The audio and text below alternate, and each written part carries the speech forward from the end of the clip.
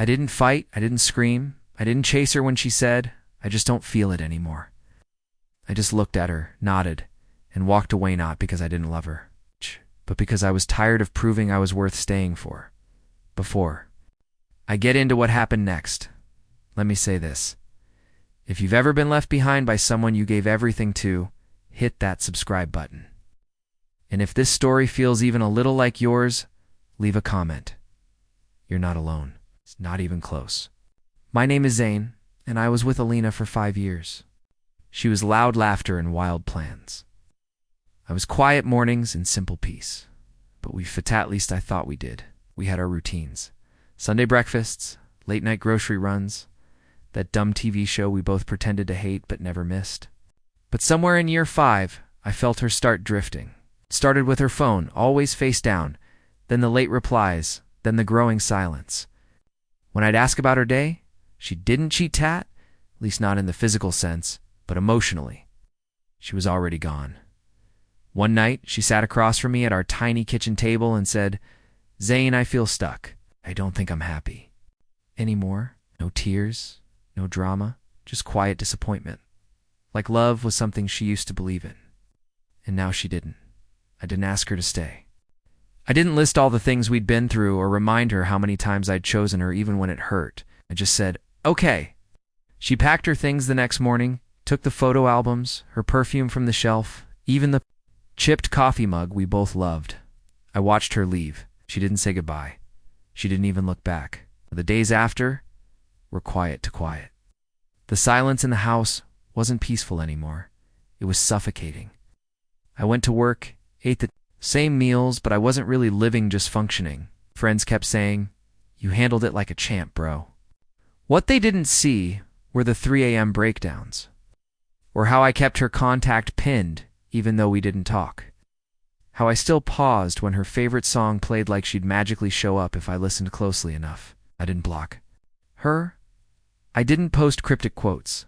I didn't try to make her jealous. I stayed quiet even when I saw her with someone new on Instagram 2 months later. Even when she looked happier in photos than she ever looked in our living room. Even when mutual friends told me she said Zane was too safe, too boring, I need adventure. It hurt. God, it hurt. But I stayed silent, because if someone doesn't choose you, why beg them to? Time passed. I started building myself back the gym, new books, learning how to cook real meals instead of just takeout. I even painted one of the rooms she always said felt too dull. Wasn't waiting for her anymore, but I hadn't completely let go either.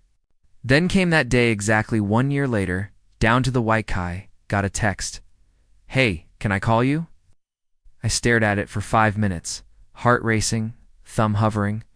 I said, "Sure." 10 minutes later, my phone rang. Her name lit up, the screen like a ghost I never buried. Her voice shook. "Hey, Zane, I hope I'm not interrupting." I said, "You're not." And then silence. Not the painful kind, the kind where someone's trying to figure out how to say something that doesn't sound selfish. She finally spoke. "I saw a photo of you the other day. Someone posted a picture from a friend's birthday. You look happy, healthier." I stayed quiet. She sighed. "I didn't call the small talk. I called to see I'm sorry." Another pause. I made a mistake. I thought leaving would help me find more passion, more excitement, but all I found was noise. People who talked but never listened. People who kissed without meaning it. And in all that mess, I realized something. I didn't say a word. I let her fill the silence. You weren't too safe. You were home. You were peace. And I left. That behind thinking chaos would feel better. But I was wrong. Then she said the words, "I'll never forget, Zane. Letting you go was the biggest mistake of my life." And here's the part most people don't expect. I didn't say come back. I didn't say I've been waiting for you. I said, "I forgave you, but I'm not the same man you left behind." She was quiet this time. I continued, "I learned to live without you. I built a life where my happiness doesn't depend on whether you choose me." She sniffled. "Still love you," she whispered, and I replied, "I believe you." But love isn't enough anymore. Not after silence, not after being made to feel like I wasn't enough. There was nothing cruel in my voice, just calm truth. She asked, "Is there any chance at all?" I thought about the nights I cried alone, the days I doubted myself because of her words, the version of me I had to rebuild from scratch. And then I said there might have been once. But not anymore. You taught me what it feels like to be forgotten, and I can't forget that. She cried, said she understood, said goodbye. And this time, I was the one who didn't look back. Not all closure comes in the form of reunion. Sometimes it's knowing that someone who hurt you finally realizes what they lost, and it no longer changes a thing. I stayed quiet when she moved on. Not because I was weak, but because I was strong enough to let her. And 1 year later, when she called me her biggest mistake, I didn't take her back. Because I finally stopped being one.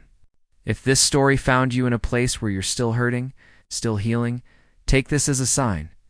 You don't have to chase what left you. Sometimes silence speaks louder than 1,000 words. Hit like, leave a comment, and subscribe for more. True stories, real hearts, and healing that doesn't need permission. You matter even to the ones who never said it.